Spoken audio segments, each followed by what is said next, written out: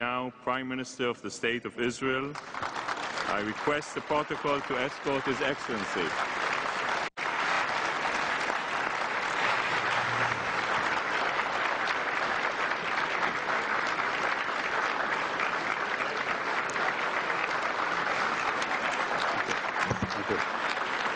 Thank you. Thank you.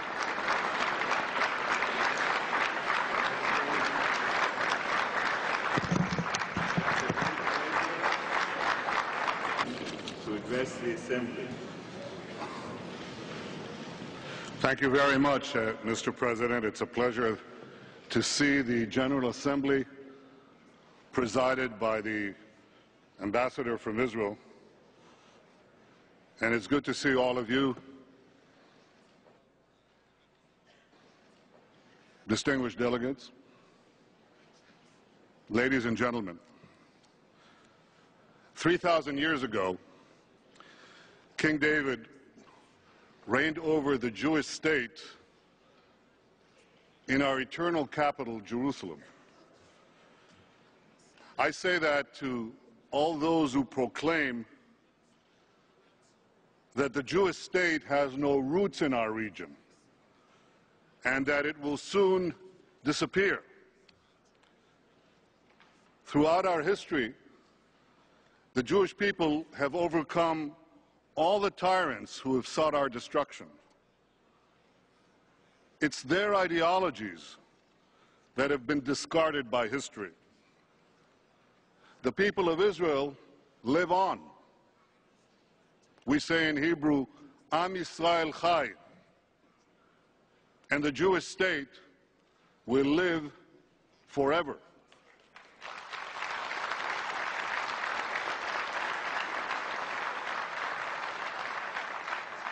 The Jewish people have lived in the land of Israel for thousands of years. Even after most of our people were exiled from it, Jews continued to live in the land of Israel throughout the ages. And the masses of our people never gave up the dream of returning to our ancient homeland. Defying the laws of history, we did just that. We ingathered the exiles, restored our independence, and rebuilt our national life. The Jewish people have come home. We will never be uprooted again.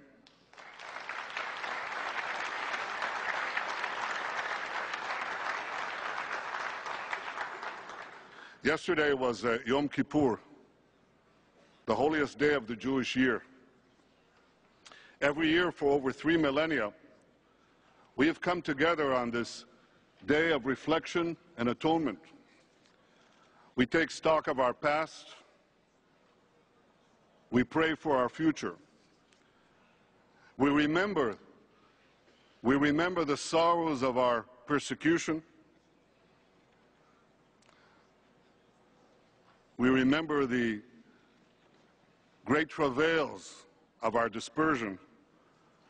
We mourned the extermination of a third of our people, 6 million, in the Holocaust. But at the end of Yom Kippur, we celebrate. We celebrate the rebirth of Israel. We celebrate the heroism of our young men and women who've defended our people with the indomitable courage of Joshua, David, and the Maccabees of old. We celebrate the marvel of the flourishing modern Jewish state. You see, in Israel, we walk the same paths tread by our patriarchs, Abraham, Isaac, and Jacob. But we blaze new trails in science, technology, medicine, agriculture. In Israel, the past and the future find common ground. Well, unfortunately, that's not the case in many other countries. For today, a great battle is being waged between the modern and the medieval. The forces of modernity seek a bright future in which the rights of all are protected, in which an ever-expanding digital library is available in the palm of every child, in which every life is sacred. The forces of medievalism seek a world in which women and minorities are subjugated, in which knowledge is suppressed, and in which not life, but death is glorified. These forces clash around the globe, but nowhere more starkly than in the Middle East. Israel stands proudly with the forces of modernity. We protect the rights of all our citizens, men and women, Jews and Arabs, Muslims and Christians. All are equal before the law. Israel is also making the world a better place. Our scientists win Nobel Prizes. Our know-how is in every cell phone and computer that you're using. We prevent hunger by irrigating arid lands in Africa and Asia. Recently, I was deeply moved when I visited Technion, one of our technological institutes in Haifa, and I saw a man paralyzed from the waist down climb up a flight of stairs fairly easily with the aid of an Israeli invention. And Israel's exceptional creativity is matched by our people's remarkable compassion. When disaster strikes anywhere in the world, in Haiti, Japan, India, Turkey, Indonesia, and elsewhere, Israeli doctors are among the first on the scene performing life-saving surgeries. In the past year, I lost both my father and my father-in-law. In the same hospital wards where they were treated, Israeli doctors were treating Palestinian Arabs. In fact, every year, thousands of Arabs from the Palestinian territories and Arabs from throughout the Middle East come to Israel to be treated in Israeli hospitals by Israeli doctors. I know you're not going to hear that from speeches around this podium, but that's the truth. It's important that you're aware of this truth.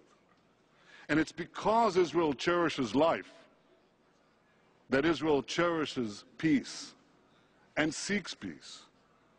We seek to preserve our historic ties and our historic peace treaties with Egypt and Jordan.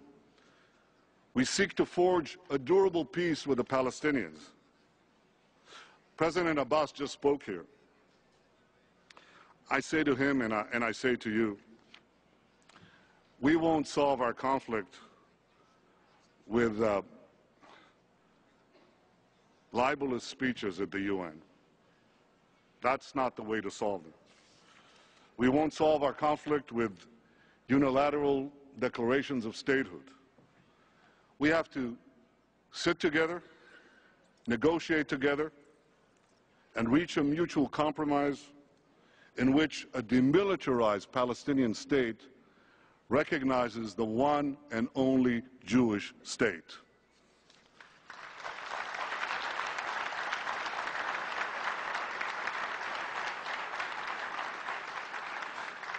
Israel wants to see a Middle East of progress and peace. We want to see the three great religions that sprang forth from our region, Judaism, Christianity, and Islam, coexist in peace and in mutual respect. Yet the medieval forces of radical Islam, whom you just saw storming the American embassies throughout the Middle East, well, they oppose this. They seek supremacy over all Muslims. They're bent on world conquest. They want to destroy Israel, Europe, America. They want to extinguish freedom. They want to end the modern world. Now, militant Islam has many branches, from the rulers of Iran with their revolutionary guards, to Al-Qaeda terrorists, to the radical cells lurking in every part of the globe. But despite their differences, They are all rooted in the same bitter soil of intolerance. That intolerance is directed first to anyone who doesn't submit to their unforgiving creed. They want to drag humanity back to an age of unquestioning dogma, unrelenting conflict. I'm sure of one thing. Ultimately, they will fail. Ultimately, light will penetrate the darkness. We've seen that happen before. Some 500 years ago, the printing press helped pry a cloistered Europe out of a dark age. And eventually, ignorance gave way to enlightenment.